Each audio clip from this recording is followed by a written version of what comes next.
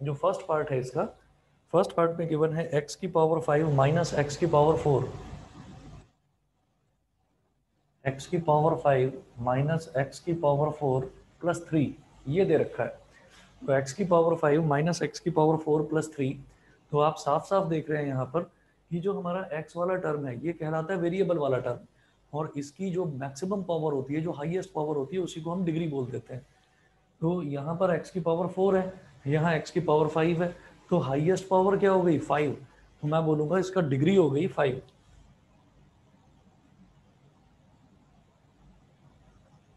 इसकी डिग्री हो गई 5। फिर सेकंड पार्ट देखिएगा, सेकंड पार्ट में है 2 minus y square, 2 minus y square minus y cube plus 2y की पावर 8, ये है। तो यहाँ पर भी हम ये देखेंगे कि जो भी वेरिएबल वाली टर्म है, जैसे x होता है या y होता है, तो उसकी जो हाईएस्ट पावर होती है उसी को कहते हैं हम डिग्री।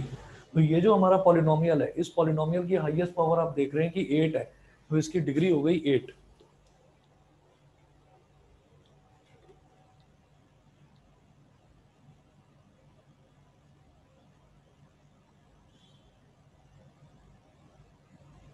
ऐसे ही इसका थर्ड पार्ट देखिएगा, थर्ड पार्ट में दे रखा है केवल 2। जब सिर्फ और सिर्फ एक नंबर दे रखा है, 2 दे रखा है, तो आप ये देखिए यहाँ पर कोई वेरिएबल वाला टर्म तो है नहीं, तो फिर इसकी डिग्री हम क्या बोलें। जब कोई वेरिएबल वाला टर्म होता ही नहीं है तो उसको मैं ज़बरदस्ती लिख सकता हूँ। क्या लिख सकता हूँ, देखिए जैसे ये 2 है, तो बेटा इसको मैं लिख सकता हूँ 2 मल्टीप्लाइड बाई एक्स की पावर 0। एक्स की पावर 0 का मतलब ही क्या है, इसका मतलब 1 है। तो कोई भी अगर नंबर दे रखा है मुझे 2, तो उसमें 1 को तो मैं मल्टीप्लाई कर ही सकता हूँ। तो मैंने लिख दिया 2 इंटू एक्स की पावर 0, क्योंकि इसमें वेरिएबल वाला टर्म था ही नहीं, तो वेरिएबल वाला टर्म इस तरह से हमने जबरदस्ती इंक्लूड करा। तो एक्स की पावर 0 हो गई, तो पावर 0 है तो इसका मतलब डिग्री कितनी हो गई, 0। बताइए बेटा, क्लियर है इतना सभी को? Yes yes sir. Sir. Yes. चलिए जी, उसके बाद मैं आगे देखता हूँ। ये एग्जाम्पल नंबर 1 था। उसके बाद मैं आता हूँ एक्सरसाइज 2.1 पर। एक्सरसाइज 2.1 के मैं सारे क्वेश्चंस नहीं करवाऊंगा, हर क्वेश्चन का एक एक दो दो पार्ट कराऊंगा, बाकी आपको होमवर्क में करना होगा। तो ये वाला जो है 2.1, 2.1 में देखिए, अच्छा एक चीज़ और आपको नोट करनी है, नोट करें।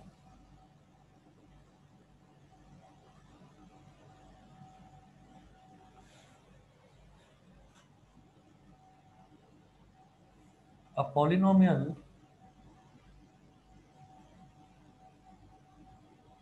of degree 1 is called linear polynomial. A polynomial of degree 1 is called linear polynomial. First, second लिखें, a polynomial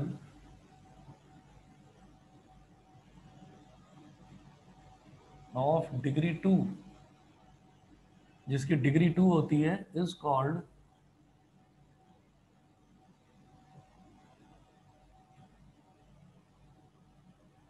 quadratic polynomial. Third note करें, a polynomial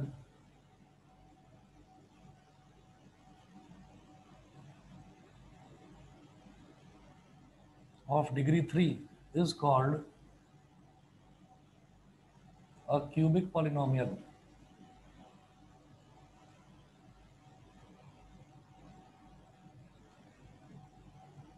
फोर्थ नोट करें, a polynomial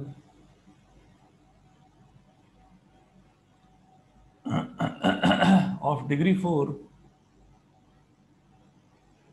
is called a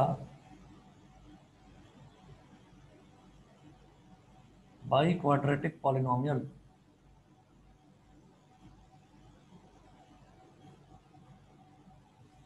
समझ गए? तो ये याद रखना कि जिस भी पॉलिनोमियल की डिग्री 1 है उसको हम लीनियर पॉलिनोमियल बोलते हैं, जिसकी डिग्री 2 है उसको हम क्वाड्रेटिक पॉलिनोमियल बोलते हैं, जिसकी डिग्री 3 है उसको क्यूबिक पॉलिनोमियल, और जिसकी डिग्री 4 है उसको बाई क्वाड्रेटिक पॉलिनोमियल। इसके आगे के पॉलिनोमियल्स के कुछ नाम नहीं होते, तो बस मुझे यहाँ तक याद रखना है। अब exercise 2.1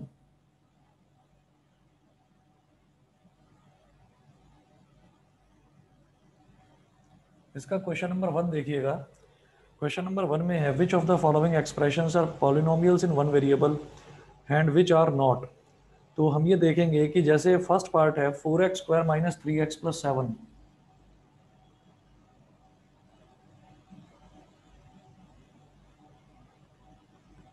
four x square minus 3x plus 7, तो इसमें एक ही वेरिएबल दे रखा है, देखिएगा x दे रखा है, ठीक है, x का स्क्वायर है, फिर x वाली टर्म है और फिर कांस्टेंट टर्म है। तो हम ये कहेंगे कि इट इज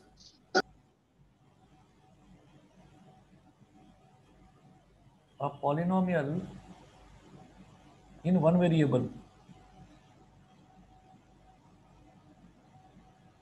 अभी सिर्फ इन्होंने ये पूछा है कि ये जो पॉलिनोमियल है ये एक वेरिएबल वाला है या दो वेरिएबल वाला है। इन्होंने ये नहीं पूछा कि ये लीनियर है या बाई क्वाड्रेटिक है या क्यूबिक है, क्या है, वो नहीं पूछा इन्होंने। इन्होंने बस ये पूछा है कि ये एक वेरिएबल वाला पॉलिनोमियल है या दो वाला या तीन वाला, वो बताइए आप। तो यहाँ पर मुझे दिखाई दे रहा है कि केवल एक ही वेरिएबल है x, तो it is a polynomial in one variable, एक वेरिएबल वाला पॉलिनोमियल है। बेटा समझ में आ गया ये चीज? Yes sir. यस ठीक है, सर। ओके। उसके बाद में देखूंगा, उसके बाद में है जैसे सेकंड पार्ट है y square plus root two,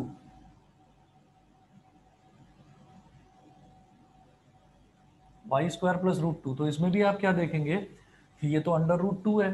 तो जो नंबर होता है ना, नंबर तो भले ही अंडर रूट में हो, कोई प्रॉब्लम नहीं, लेकिन ये जो वेरिएबल वाली टर्म है इसकी जो पावर है ये आपकी ये प्रॉपर इंटीजर होनी चाहिए। इंटीजर मतलब 1 2 3 4 ऐसा, पॉजिटिव इंटीजर, वो भी नेगेटिव नहीं, पॉजिटिव इंटीजर होना चाहिए। तो आप ये देखो कि जैसे ये वाई स्क्वायर है, तो हम ये कहेंगे कि यस, ये भी आपका पॉलिनोमियल हो गया इन वन वेरिएबल, वन वेरिएबल वाला पॉलिनोमियल है। आप देखो केवल वाई ही तो है, वाई वाली ही तो टर्म है। वाई के अलावा अगर मान लो एक्स वाली टर्म भी होती इसमें, तो हम ये कहते हैं कि ये पॉलिनोमियल टू वेरिएबल वाला है, क्योंकि इसमें दो वेरिएबल आ रहे हैं, एक्स भी आ रहा है वाई भी आ रहा है, लेकिन यहाँ तो केवल वाई है, तो इसका मतलब it is a polynomial in one variable. फिर थर्ड पार्ट देखेंगे,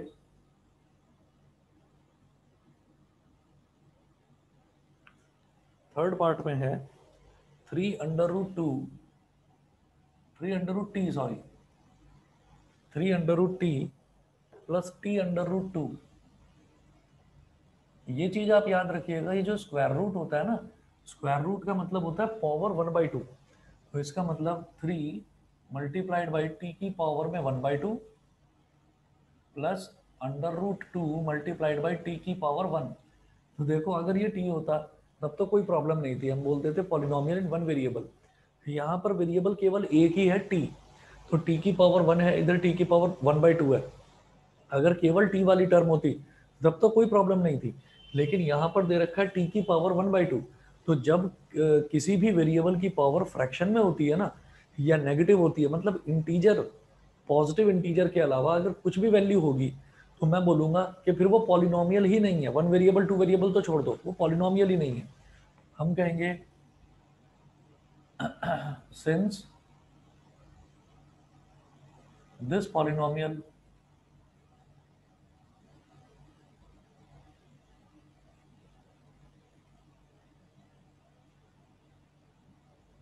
बल्कि पॉलिनोमियल ना बोलकर एक्सप्रेशन बोलो, this expression contains a term t की पावर 1/2, सो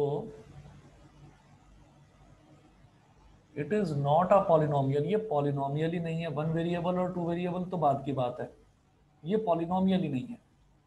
उसके बाद ऐसे ही इसका फोर्थ पार्ट देखिएगा, फोर्थ पार्ट भी आप समझदार हैं, समझ जाएंगे। देखिए y+2/y है ना, तो जब अपॉन में y की पावर 1 है, तो ये ऊपर आकर क्या बन जाएगा, ये बन जाएगा बेटा y की पावर -1। अगर सिर्फ y वाली टर्म होती, y होता, वाई स्क्वायर होता, वाई क्यूब होता, तब तो कोई प्रॉब्लम नहीं थी। लेकिन क्या है कि यहाँ पर y की पावर में नेगेटिव इंटीजर दे रखा है, तो नेगेटिव इंटीजर हो या फ्रैक्शन हो तो मैं बोलूँगा फिर वो पॉलिनोमियल ही नहीं है। ठीक है, तो y प्लस 2y की पावर -1 ये दे रखा है, तो हम इसमें क्या बोलेंगे, since this expression contains a term t की power -1, so it is not a polynomial। ये पॉलिनोमियल है ही नहीं। सर सर हाँ जी बताइए। सर y की y माइनस, की पावर, यस सर, y की पावर माइनस, सॉरी y की पावर -1। ठीक है, समझ गए ना आप। Yes sir. चलिए यस सर। ओके, उसके बाद देखेंगे इसका फिफ्थ पार्ट। उसके बाद इसका फिफ्थ पार्ट देखिएगा, तो फिफ्थ पार्ट में है x की पावर 10 प्लस y की पावर 3 प्लस t की पावर 50, t की पावर 50। तो आप खुद देख लीजिए, यहाँ पर एक वेरिएबल x है, एक y है और एक ये t है। तो हम ये कह देंगे कि ये पॉलिनोमियल तो है, क्योंकि इसमें जितनी भी पावर्स हैं वो सब पॉजिटिव पावर्स हैं, पॉजिटिव इंटीजर्स हैं, तो ये पॉलिनोमियल तो है। लेकिन इसमें एक वेरिएबल नहीं है, it is a polynomial in 3 variables. 3 variable आ रहे हैं x, y और t। ये मैं लिख नहीं रहा हूँ, इसको मैं छोड़ रहा हूँ। उसके बाद देखिएगा, right the coefficient, question number 2, NCERT सभी बच्चों के पास होनी चाहिए अभी। Right the coefficient of x square in each of the following. तो मैं इसका क्वेश्चन नंबर 2 का सेकंड पार्ट, इसके 4 पार्ट्स हैं, मैं केवल सेकंड पार्ट करा रहा हूं। तो सेकंड पार्ट समझिएगा, ये दे रखा है 2 minus x square plus x cube, ये दे रखा है। तो जिस नंबर के साथ कुछ भी नहीं लिखा होता, समझ जाइए कि उसके साथ 1 लिखा होता है। और लिखने का तरीका क्या होता है, किसी भी पॉलिनोमियल को लिखने का तरीका क्या होता है कि सबसे पहले मैं लिखता हूँ सबसे बड़ी पावर, फिर उससे छोटी पावर वाली टर्म, फिर उससे छोटी पावर वाली टर्म, यानी कि जितनी भी पावर वाली टर्म है वो सब हमको डिक्रीजिंग ऑर्डर में लिखनी होती है। तो आप ये देखिए, सबसे बड़ी पावर यहाँ पर x की पावर 3 है, तो मैं इसे लिखूंगा 1 x की पावर 3। 1 क्यों? क्योंकि जिस भी वेरिएबल वाली टर्म के साथ कुछ भी नहीं लिखा होता, समझ जाइए उसके साथ 1 लिखा हुआ है। ऐसे ही ये माइनस एक्स स्क्वायर है, तो माइनस एक्स स्क्वायर ना लिखकर इसको मैं लिखूंगा -1x², और फिर ये प्लस का 2 है, तो ये +2 हो गया। और ये इसमें क्वेश्चन नंबर 2 के हर पार्ट में इन्होंने पूछा है कि आपको कोफिशिएंट ऑफ x² बताना है in each of the following. ठीक है, तो आप ये देखिए x² के साथ कौन सी टर्म है यहाँ पर, -1, तो जो भी टर्म x² के साथ मल्टीप्लाई होगी वही कहलाएगी कोफिशिएंट ऑफ x²। तो कोफिशिएंट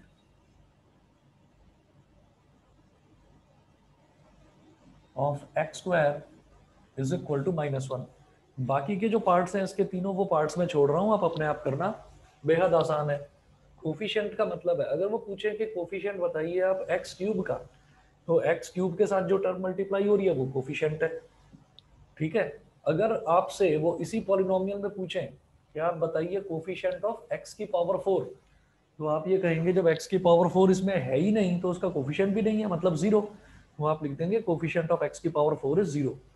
तो जो टर्म उसके साथ मल्टीप्लाई हो रही हो वही उसका कोफिशिएंट होता है। ये सभी को क्लियर है? करवाने की जरूरत तो नहीं बाकी parts? No no sir. Sir. ठीक है, आन्या क्लियर है? Yes sir. ठीक है जी। उसके बाद क्वेश्चन नंबर 3 है, give one example of give one example each of a binomial of degree 35 and of a monomial of degree 100। तो क्या है कि एक तो बाइनोमियल बताना है। बाइनोमियल क्या होता है? जिसमें 2 टर्म्स होती हैं। मोनोमियल क्या होता है? जिसमें 1 टर्म होती है। ट्राइनोमियल जिसमें 3 टर्म्स होती हैं। ठीक है, और फिर ट्राइनोमियल के ऊपर हम करते नहीं है, हम ये कह देते हैं कि वो सारे के सारे मोनोमियल को छोड़ दो, तो मोनोमियल के बाद में बाइनोमियल, ट्राइनोमियल, ट्राइनोमियल मतलब जिसकी डिग्री, ट्राइनोमियल मतलब जिसमें 3 टर्म्स होंगी, तो उसके बाद के जितने भी एक्सप्रेशन आ जाते हैं उन सबको हम पॉलिनोमियल की कैटेगरी में डाल देते हैं, तो उनको अलग अलग नहीं बोलते कुछ भी। तो सबसे पहले वो बोल रहे हैं कि give one example each of a binomial of degree 35। तो बाइनोमियल का मतलब ये है कि उसमें टर्म्स जो है वो दो होनी चाहिए, ठीक है, इसलिए बाई मतलब दो, तो दो टर्म्स होनी चाहिए। तो देखिए क्वेश्चन नंबर 3 में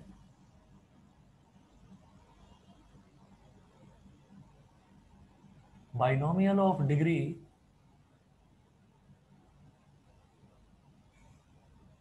35, इसको लिख देंगे x की पावर 35 प्लस 22, 22 बोल दो, 23, 24 कुछ भी बोल दो, कोई भी नंबर। तो मैंने ऐसे, क्योंकि मुझे दो टर्म्स बनानी है यहाँ पर, तो आप ये लिख दो x की पावर 35 प्लस 22, x की पावर 34 बोल दो, कोई बात नहीं। भाई सबसे बड़ी पावर तो 35 ही है ना, x की पावर 34 है और x की पावर 35 है, तो इसमें बड़ी पावर तो 35 है, इसका मतलब डिग्री तो 35 बन गया। और टर्म्स कितनी है, दो टर्म्स, एक ये और एक ये, तो इसका मतलब ये बाइनोमियल हो गया। सभी को समझ में आ गया? Yes, sir. ठीक है, अगला देखिए, अगला दूसरी है। सर, हाँ जी बताइए। सर हम 22 का कांस्टेंट टर्म ले सकते हैं? कौन सा? सर 22 को हम कांस्टेंट वाला टर्म ले सकते हैं? हाँ ले सकते हो, वो कोई प्रॉब्लम नहीं है, वो कोई प्रॉब्लम ओके नहीं है, सर। आप कोई भी टर्म ले सकते हो, ठीक है। Okay sir. बस हाईएस्ट पावर जो है वो 35 होनी चाहिए, तभी तो डिग्री 35 बनेगी। Okay sir. हाँ जी, आगे चलते हैं। मोनोमियल ऑफ डिग्री 100, तो एक ऐसा मोनोमियल बताना है जिसकी डिग्री 100 हो। तो ये क्या होगा, मोनोमियल मतलब एक सिंगल टर्म ही होनी चाहिए उसमें, तो आप कुछ भी बोल दो, आप कह दो ऐसे ही बोल दीजिए आप 24 x की पावर 100, बस दूसरा टर्म मत लिखना इसमें, क्योंकि दूसरा टर्म ऐड करके लिख देंगे तो फिर वो मोनोमियल नहीं रहेगा, बाइनोमियल बन जाएगा। चलिए, ये करने के बाद में फिर मैं देखूंगा क्वेश्चन नंबर 4। क्वेश्चन नंबर 4 में है right the degree of each of the following polynomials. ठीक है, तो डिग्री क्या होता है कि वेरिएबल वाली टर्म की जो हाईएस्ट पावर होगी वो डिग्री होगी। ठीक, तो ये क्वेश्चन नंबर 4 जो है ये मैं छोड़ रहा हूँ, ये आप अपने आप करना।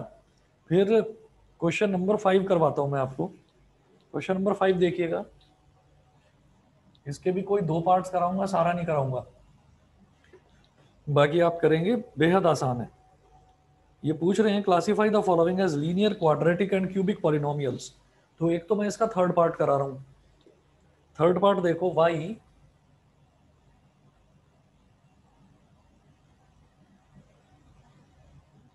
y plus y square plus 4।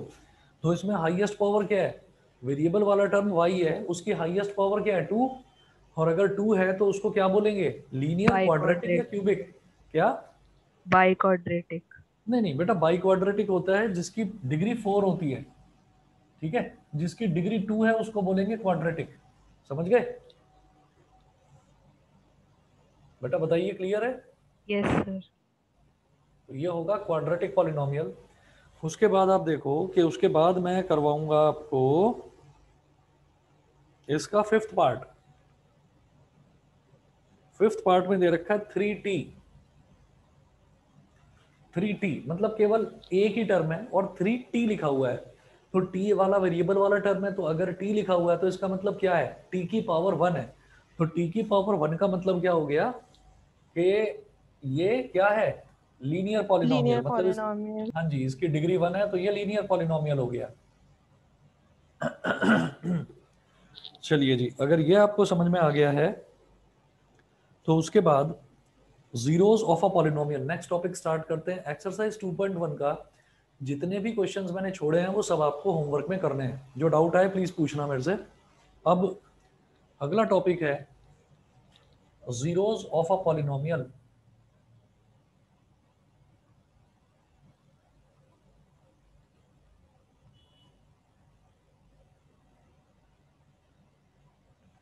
Zeros of a polynomial, तो जीरोस में क्या होता है,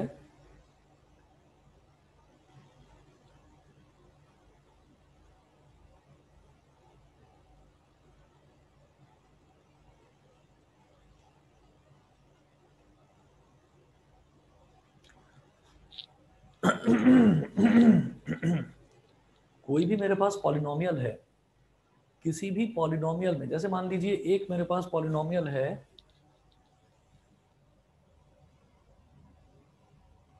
इसको हम बोलेंगे,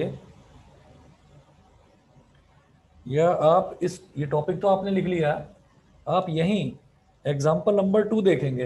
एग्जाम्पल नंबर 2 देखकर आपको ये जीरोस क्या होते हैं ये अपने आप समझ में आ जाएगा। एग्जाम्पल नंबर 2 में देखो, यही जहां पर एक्सरसाइज 2.1 है, जहां वो एक्सरसाइज खत्म होती है उसके नीचे ही लिखा हुआ है जीरोस ऑफ अ पॉलिनोमियल, और उसके जस्ट नीचे लिखा हुआ है एग्जाम्पल नंबर 2।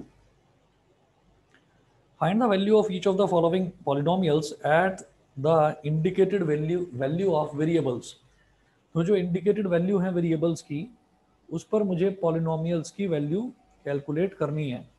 देखिएगा फर्स्ट पार्ट देखो इसका, एग्जांपल नंबर 2 का फर्स्ट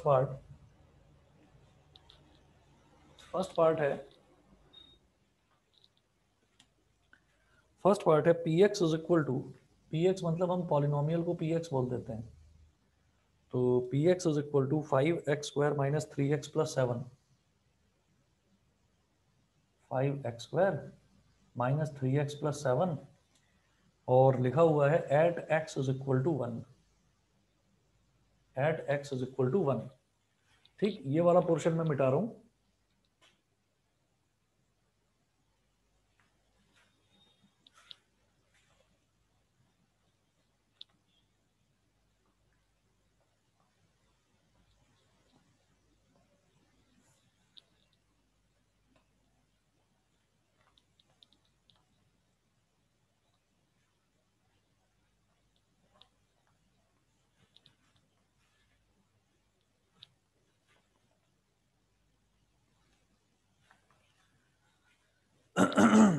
वो बोल रहे हैं कि x इज इक्वल टू 1 पर आप इसे पॉलिनोमियल की आपको वैल्यू निकालनी है, तो आप क्या करेंगे, ये जो ब्रैकेट में x लिखा हुआ है ना, या फिर ये जो पूरी की पूरी पॉलिनोमियल है, इसमें जहां जहां पर x है वहां वहां पर 1 डाल दीजिए। तो ये हो गया p1 is equal to 5 into 1 का square minus 3 multiplied by 1 plus 7। ये 1 का स्क्वायर तो 1 ही हो जाएगा, 1 इंटू 5 कितना हो गया 5, माइनस 3 प्लस 7, ये हो गया इज इक्वल टू 5 प्लस 7 हो गया 12, 12 माइनस 3 कितना हो गया 9। तो P1 की वैल्यू 9 आ गई। ये आपको मुझे लगता है समझ में आ गया होगा। Yes sir. चलिए ठीक है, सेकंड पार्ट देखिएगा। सेकंड पार्ट है इसका क्यू वाई, यहाँ पॉलिनोमियल दे रखा था P, यहाँ पॉलिनोमियल दे रखा है Q, और ये जो ब्रैकेट में लिखा जाता है ना, इसका मतलब ये है कि इस पॉलिनोमियल में वेरिएबल वाली टर्म y है, बाकी सारे के सारे कांस्टेंट है। तो ये दे रखा है q y is equal to 3y cube, 3y cube minus 4y plus root 11,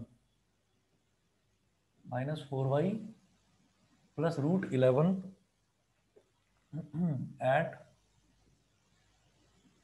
y is equal to 2, के y की वैल्यू जब 2 है तब आपको ये वैल्यू बतानी है कि इसकी वैल्यू कितनी होगी। तो आप यहाँ पर लिखें q और ब्रैकेट में लिखेंगे 2, q2 is equal to 3 into 2 का cube minus 4 multiplied by 2 plus under root 11। तो 2 की पावर 3 होता है 8, और 8 3 जा होता है 24, माइनस 4 2 जा 8 प्लस अंडर रूट 11, 24 माइनस 8 कितना हो जाएगा 16 प्लस रूट 11। तो ये Q2 की वैल्यू आ गई 16 अंडर रूट 11, ये हो गया। उसके बाद थर्ड पार्ट देखिए, थर्ड पार्ट में ये बोल रहे हैं PT पॉलिनोमियल है P और ब्रैकेट में लिखा हुआ है T, यानी कि इस पॉलिनोमियल में वेरिएबल वाली टर्म केवल T वाली टर्म वेरिएबल होगी, बाकी सारी टर्म्स जो है वो कांस्टेंट कहलाएंगी। तो PT is equal to 4t की पावर 4, 4t की power 4 plus 5t cube, 5t cube minus t square plus 6, minus t square plus 6 at t is equal to a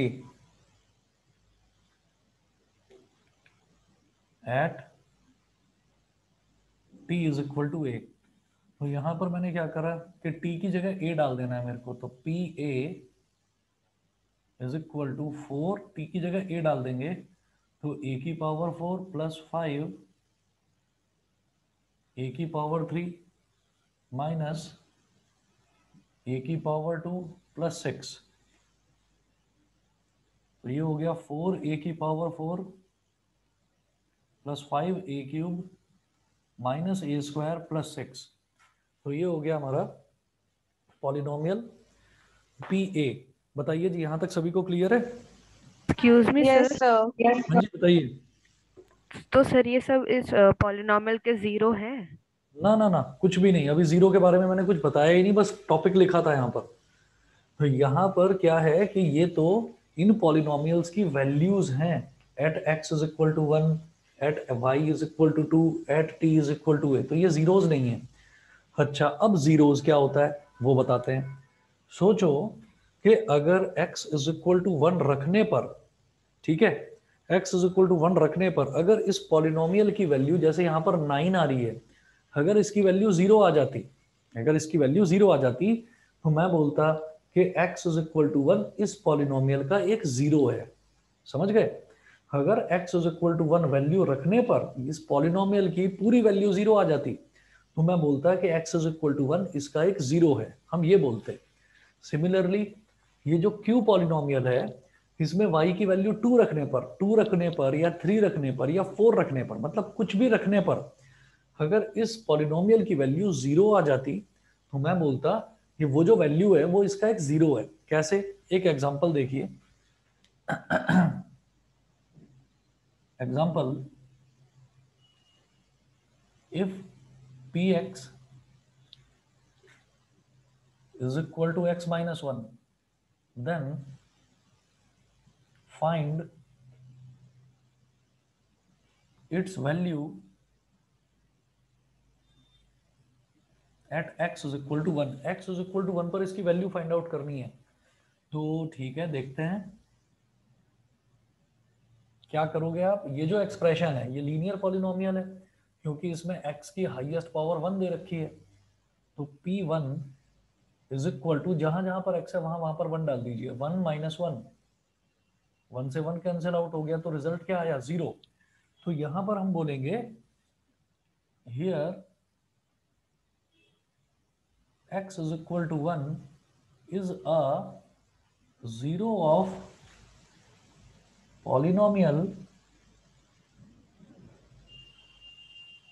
px। ये जो पॉलिनोमियल px दे रखा है ना, तो x is equal to 1 इसका एक जीरो है, क्योंकि x is equal to 1 रखने पर इस पूरे पॉलिनोमियल की वैल्यू 0 आ रही है। समझ गए कि नहीं? Yes, Yes, sir. sir. Excuse me sir, हाँ जी बताइए, बोलिए सर बोलिए। x इक्वल्स टू 1 को जीरो पे लेट नहीं करेंगे? दोबारा बोलो। x equal to 1, sir x equals to 1 को जीरो के इक्वल रखेंगे या नहीं रखेंगे? नहीं नहीं नहीं नहीं, बस यही करना है आपको कि उसकी जो वैल्यू रखने पर पूरे पॉलिनोमियल की वैल्यू 0 आ जाए उसको हम 0 बोलते हैं।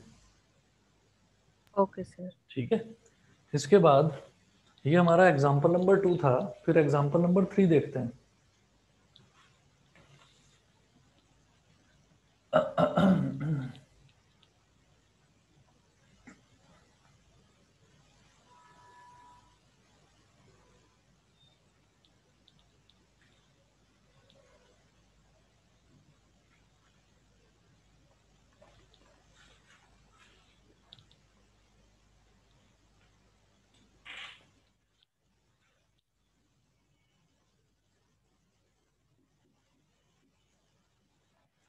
एग्जाम्पल नंबर 3 है, check whether -2 and 2 are zeros of the polynomial x + 2। तो मैंने पॉलिनोमियल को मान लिया px is equal to x + 2। वो पूछ रहे हैं कि आप चेक करिए, check whether -2 + 2 are zeros of the polynomial x + 2, के -2 और +2 वो इस पॉलिनोमियल के जीरोस हैं या नहीं हैं, ये आप चेक करिए। तो मैं ये कहूंगा if x is equal to +2 then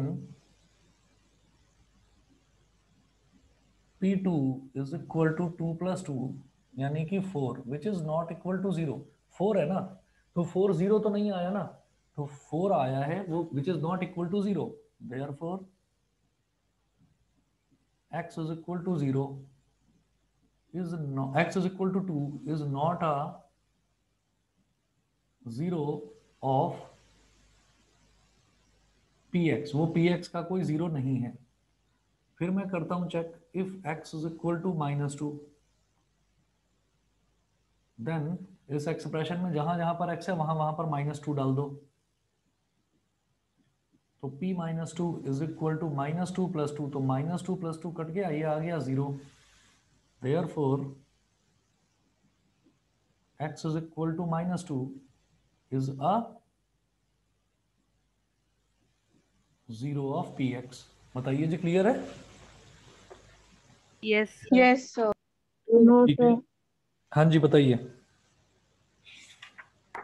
sir मुझे कंफ्यूजन थी कि अगर इसमें जैसे एक्स की वैल्यू -2 है तो -2 की जगह 0 भी तो हो सकती है। x की वैल्यू -2 की जगह 0, नहीं नहीं नहीं, ऐसा नहीं है। अगर x की जगह आप -2 की जगह आप 0 लिखेंगे तो यहाँ पर भी 0 लिखना पड़ेगा, यहाँ पर भी 0 लिखना पड़ेगा, तो 0 + 2 0 + 2 तो 2 के बराबर आ जाएगा। तो जब वो 2 के बराबर आ गया तो इसका मतलब क्या है कि वो 0 तो नहीं आया ना, तो वो 0 उसका 0 नहीं होगा। ठीक है। और ये तो चेक करने वाली चीज हो गई कि आपको कोई वैल्यू दे रखी है, हाँ वैल्यू देखकर चेक करके बताइए कि वो उसका 0 है या नहीं।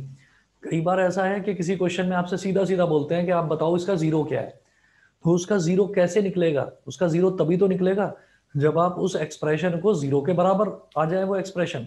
तो आप क्या करो, वो जो आपको पॉलिनोमियल दे रखा है उसको 0 के बराबर रख दो, और 0 के बराबर रखने पर जो वैल्यू आएगी वही उसका 0 होगा। देखो अगला एग्जाम्पल यही है, एग्जाम्पल नंबर 4। इसमें ये बोल रहे हैं find a 0 of the polynomial px is equal to 2x + 1।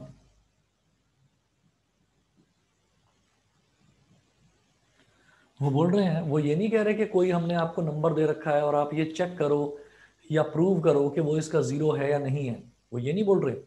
वो कह रहे हैं कि इसका 0 कैलकुलेट करो, इसका 0 फाइंड आउट करो। तो कैसे होगा? Put px is equal to 0, ये जो पॉलिनोमियल है इसको ही 0 के बराबर रख दो, है ना। तो क्या हो जाएगा, px की वैल्यू क्या है, 2x + 1 इज इक्वल टू 0। +1 उधर जाएगा तो क्या हो जाएगा, -1। ये 2 यहाँ मल्टीप्लाई हो रहा है तो यहाँ जाकर divide, x is equal to -1/2 is a 0 of px। बताइए, क्लियर है सबको? Yes sir. बाकी बच्चे यस बताएं, sir. Janvi, Parth, Simar, Somil, Vedar. Excuse me yes sir. Sir. हाँ जी बोलिए। Excuse me sir. सर अगर हम px की वैल्यू 1 लेट करते फिर जो आंसर आता वो भी 0 के वो नहीं उस नहीं नहीं नहीं, वो ना ना ना, जो हमको 0 निकालना है ना, उसका हमको 0 निकालना है तो px की वैल्यू हमको 0 ही लेनी पड़ेगी। ओके समझ सर। गए? यस बाकी सर। और कोई बच्चा भी कुछ पूछ रहा था, अभी बताइए। नहीं सर, यही पूछना था। अच्छा, चलिए जी। अब इसके बाद अगला देखता हूँ एग्जाम्पल, ये था एग्जाम्पल नंबर 4। फिर देखेंगे नेक्स्ट एग्जाम्पल नंबर 5।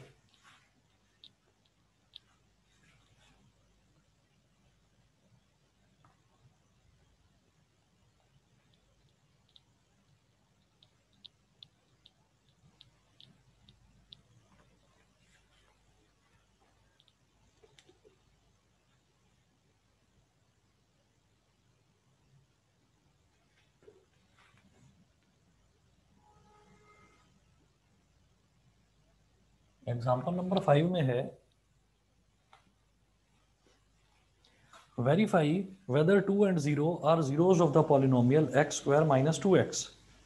ठीक है, मुझे वेरीफाई करना है, मतलब मुझे चेक करना है कि 2 और 0 एक पॉलिनोमियल दे रखा है, वो उसके जीरोज हैं या नहीं है, तो हम ये कहेंगे let the polynomial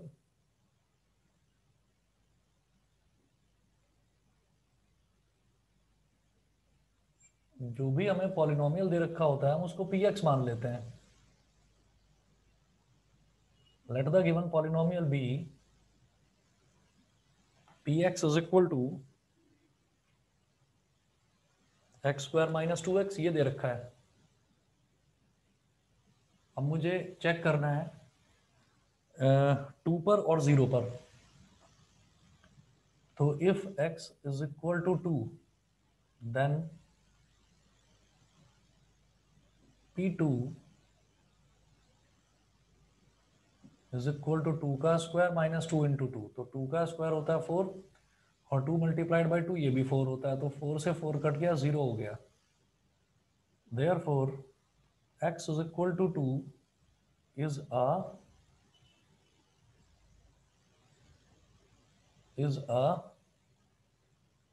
0 of px। ये तो आपको समझ में आ गया होगा। उसके बाद देखते हैं if x is equal to 0, तो अब मुझे 0 पर चेक करना है। Then p0 is equal to x की जगह 0 डाला तो 0 का स्क्वायर माइनस इधर भी x की जगह तो 2 इंटू 0, तो 0 का स्क्वायर 0, 2 इंटू 0 0, 0 माइनस 0 0 हो गया। ठीक है, सो x is equal to 0 is also a 0 of px। बताइए, clear? Yes sir. Yes sir. ठीक है, तो बेटा इसी तरीके से आपको ये भी चेक करना है एक्सरसाइज 2.2। एक्सरसाइज 2.2 में सारी यही चीजें हैं कि जीरोस किस तरीके से कैलकुलेट करनी है और वैल्यूज कैसे निकालनी है। कर लेंगे इसको। कोई क्वेश्चन देख लीजिए एक बार, अगर लगता है किसी क्वेश्चन में कुछ टफ लग रहा है, किसी क्वेश्चन में डाउट आ सकता है, तो वो मैं अभी करा सकता हूँ आपको।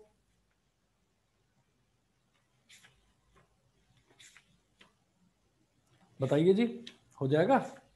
Yes sir. Yes sir. तो एक्सरसाइज 2.2 भी आप करिएगा। उसके बाद जो नेक्स्ट इसमें टॉपिक है वो है बेटा रिमाइंडर थ्योरम। रिमाइंडर थ्योरम आप एक बार सारे क्वेश्चंस देख लीजिए, मुझे बस 1 मिनट का टाइम दो। आपको लगता है एक्सरसाइज 2.2 में कोई क्वेश्चन टफ है तो वो मैं अभी बता देता हूँ, ठीक है? वो आप एक बार चेक कर लो, नहीं तो आप प्रैक्टिस कर लेना एक बार, इसको करना होमवर्क के तौर पर। फिर कोई डाउट आए तो पूछना। बस मुझे 1 मिनट का टाइम दो, मैं पानी पी रहा हूँ।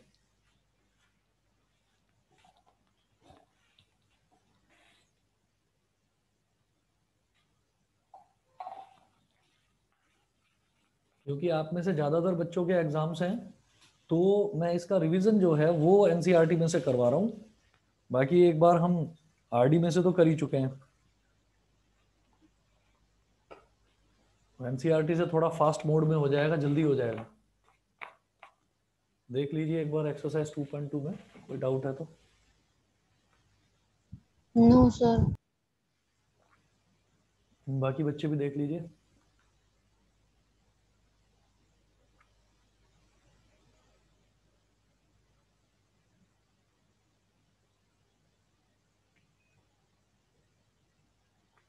एक्सक्यूज मी सर, क्वेश्चन 3 का 7th पार्ट। अभी बता रहा हूँ, 1 मिनट रुकिए बस।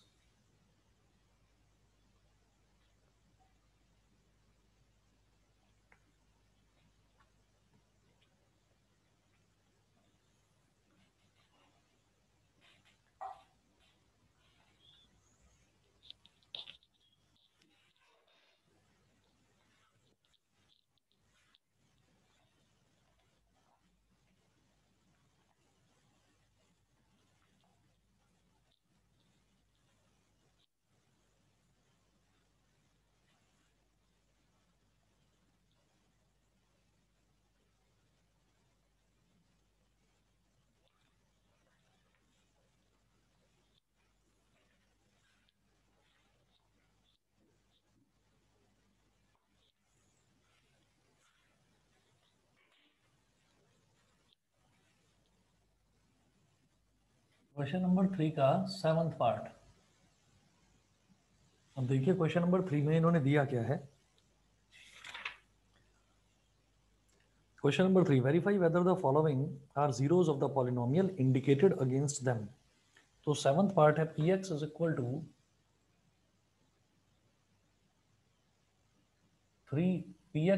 to 3x square minus 1. px is equal to 3x square minus 1 और x is equal to -1 by root 3, 2 by root 3. मुझे ये चेक करना है कि ये इसके जीरोज हैं या नहीं है. तो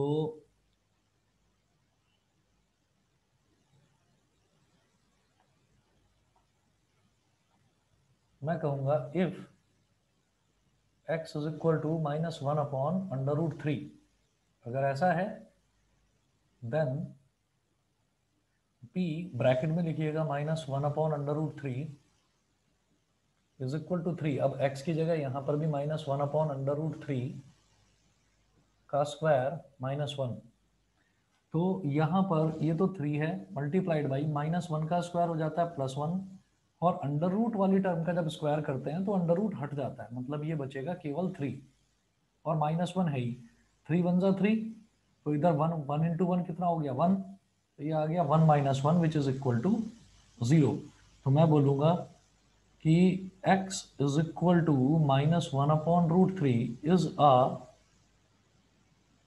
0 of px. एक तो ये हमें चेक करना था. उसके बाद जो दूसरा है 2 upon root 3 वो कर लेंगे आप इसी तरह से, छोड़ दूं? Yes sir. ठीक है, चलिए जी. इसके बाद मैं देखता हूं नेक्स्ट जो है हमारा वो है रिमाइंडर थ्योरम. अब रिमाइंडर थ्योरम क्या है? ये एक ऐसी थ्योरम है, एक ऐसा प्रोसीजर है जिससे मैं ये बता सकता हूं कि एक एक्सप्रेशन को अगर दूसरे एक्सप्रेशन से डिवाइड किया जाए तो रिमाइंडर क्या आता है. ठीक है, एक एक्सप्रेशन को अगर दूसरे एक्सप्रेशन से डिवाइड करा जाए तो रिमाइंडर क्या आता है. ठीक है, तो अब आप ये देखिएगा मेरे पास है पेज नंबर 36 पर एग्जाम्पल नंबर 6. पेज नंबर 36 पर एग्जाम्पल नंबर 6 है. तो इसको किस तरीके से करते हैं, यहाँ पर मुझे ना 2 मेथड्स हैं और दोनों मेथड्स आने चाहिए. एक मेथड होता है लॉन्ग डिवीजन और एक है रिमाइंडर थ्योरम. तो रिमाइंडर थ्योरम वाला मेथड तो बेहद आसान है, लॉन्ग डिवीजन वाला आपको आना चाहिए. जरा देखिएगा, जैसे मैं इधर करता हूं इसको,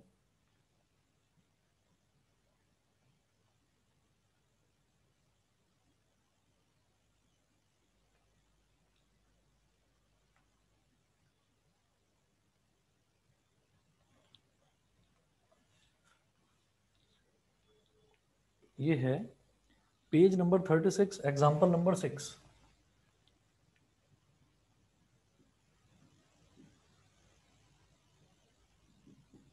page number 36 example number 6. Example number 6 में है डिवाइड px बाई gx. तो मुझे px कितना दे रखा है, x plus 3x square minus 1, x plus 3x minus 1 और gx कितना दे रखा है, gx है 1 प्लस x. ये दे रखा है 1 प्लस x. तो मुझे px को gx से डिवाइड करना है. वैसे भी कभी भी कंफ्यूज मत होइएगा आप कि हमेशा बड़ा जो पॉलिनोमियल होता है उसको छोटे पॉलिनोमियल से डिवाइड किया जाता है. तो लॉन्ग डिवीजन मेथड इस तरह से है कि जब भी मैं कोई पॉलिनोमियल लिखूंगा तो उसमें जो x की पावर्स वाली टर्म होनी चाहिए ना वो डिक्रीजिंग ऑर्डर में होनी चाहिए. तो जैसे सबसे बड़ी पावर है 3x स्क्वायर, फिर है प्लस का x और फिर है माइनस का 1. ये हो गया. इसके बाद देखिएगा फिर gx है, तो इसमें बड़ा क्या है x की पावर 1 और फिर छोटा है कांस्टेंट टर्म तो x प्लस 1. ऐसे मतलब हमें पहले लिखनी है x की जो भी सबसे बड़ी पावर है, फिर उसके बाद उससे छोटी पावर, फिर उसके बाद उससे छोटी पावर और लास्ट में लिखेंगे कांस्टेंट टर्म. तो आप ये देखिए सबसे पहले x की पावर 2, फिर x की पावर 1 और लास्ट में कांस्टेंट टर्म. ऐसे ही इसमें सबसे बड़ी पावर x की पावर 1 ही है बस. तो पहले x लिख लिया यानी कि x की पावर 1 और फिर प्लस 1 लिख लिया यानी कि कांस्टेंट टर्म. अब मुझे सिर्फ पहला टर्म चेक करना होता है कि x में क्या मल्टीप्लाई करूं कि 3x स्क्वायर आ जाए. बताएंगे?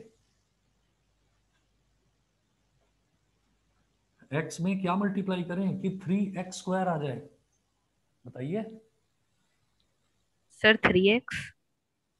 3x करेंगे, ये बाकी बच्चों को समझ में आता है कि मुझे सिर्फ पहला टर्म चेक करना है x और 3x स्क्वायर, कि x में क्या मल्टीप्लाई करूं कि 3x स्क्वायर आ जाए। बेटा ये हो जाएगा 3x, 3x multiplied by x क्या हो जाएगा 3x स्क्वायर, और 3x मल्टीप्लाइड बाई 1 क्या हो जाएगा प्लस का 3x। और फिर हम डिवीजन में क्या करते हैं, नीचे वाले टर्म्स को सब्ट्रैक्ट करते हैं। तो जब सब्ट्रैक्ट करते हैं तो नीचे वाले टर्म के आगे माइनस लग जाता है, ये माइनस और ये भी माइनस, तो 3x square minus 3x square तो कैंसिल आउट हो गया, और x minus 3x it is just like x क्या है 1x, तो 1x में से अगर 3x को सब्ट्रैक्ट करेंगे तो माइनस 2x ही तो आएगा, तो ये क्या हो गया माइनस का 2x। और फिर अगली टर्म है -1, उसको एज इट इज नीचे कॉपी कर लीजिए, ये हमने एज इट इज कॉपी कर लिया, ठीक है। दोबारा से समझिए, मैं दोबारा बताता हूँ, सभी बच्चे ध्यान से समझना कि पहली टर्म देखेंगे, जैसे ये x है और ये है 3x स्क्वायर, तो मैं ये चेक करूंगा कि इसकी जो पहली टर्म है इसमें क्या मल्टीप्लाई करूं कि ये वाली टर्म आ जाए, तो x में क्या मल्टीप्लाई करें कि 3x स्क्वायर आ जाए। हमें ये समझ में आ गया होगा कि 3x का अगर मल्टीप्लाई कर दूंगा तो 3x इंटू एक्स हो जाएगा 3x स्क्वायर, फिर 3x इंटू 1 हो जाएगा प्लस का 3x, और जब मैं डिवीजन करता हूं तो मैं नीचे वाले टर्म्स को सब्ट्रैक्ट करता हूं, तो जब सब्ट्रैक्ट करते हैं तो नीचे वालों का साइन चेंज हो जाता है, तो ये प्लस का 3x स्क्वायर था, ये हो गया माइनस का 3x स्क्वायर, ये प्लस का 3x था, ये हो गया माइनस का 3x, तो 3x स्क्वायर में से 3x स्क्वायर सब्ट्रैक्ट करा तो कैंसिल हो गया, 0 हो गया, और x में से 3x को सब्ट्रैक्ट करेंगे तो क्या हो जाएगा माइनस का 2x। भाई क्या है, x का कोफिशिएंट 1x है, तो 1 माइनस 3 क्या होगा -2, ठीक है। और अगला टर्म है -1, वो एज इट इज कॉपी कर लेंगे हम। फिर देखेंगे अब इसका पहला टर्म क्या है -2x, और इसका पहला टर्म तो x है ही, तो x में क्या मल्टीप्लाई करूं कि -2x आ जाए, बताइए। सर -2। -2 बताइए, आन्या समझ में आ रहा है ये? Yes sir. चलिए ठीक है, तो -2 अगर मल्टीप्लाई कर दूंगा x में तो -2x आ जाएगा, तो -2 इंटू एक्स -2x, और -2 इंटू प्लस का 1 -2, अब सब्ट्रैक्ट करेंगे तो नीचे वालों के साइन चेंज हो जाते हैं, ये प्लस और ये भी plus, -2x plus 2x cancel out हो गया, -1 प्लस 2 एक तरह से 2 -1 ही तो होगा, ये -1 प्लस 2 क्या हो जाएगा +1। तो आप ये देखिएगा कि ये जो लास्ट में टर्म आई है हमारे पास, दिस इज रिमाइंडर।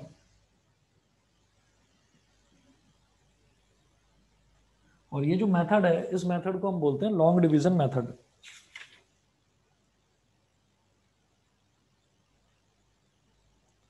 इसको बोलते हैं लॉन्ग डिवीजन मेथड, और आगे रिमाइंडर थ्योरम भी है, वो भी बताऊंगा। देखिए एक्सरसाइज 2.3 बहुत छोटी है, कोई बात नहीं, कर लेंगे इसको। आप एक काम करें, आप एक्सरसाइज 2.1 और 2.2 करें अभी के लिए, आपका होमवर्क सिर्फ इतना है। उसके बाद इसमें 3 एक्सरसाइजेज और हैं, करवा देंगे विद इन टाइम, चिंता मत करना। कल संडे है, उसके बावजूद कल भी एक्स्ट्रा क्लास लेंगे, ठीक है। Okay sir. चलिए जी, आपको बस इतना है कि आप साथ साथ ये जरूर कर लें एक्सरसाइज 2.1 और 2.2, और जो भी डाउट आए चाहे तो वो मेरे से आप शाम वाले बैच में ही पूछ लेना, ठीक है। Okay sir. चलिए जी, ओके। और हाँ, Thank you, अभी sir. वो बच्चे ज्वाइन करके रख सकते हैं जिन बच्चों को लाइंस एंड एंगल्स करना है। लाइंस एंड एंगल्स मैं मेन क्लास में भी कराऊंगा, ठीक है। पॉलिनोमियल तो यहीं पर करा रहे हैं बस, क्योंकि मेन क्लास में करा चुके हैं।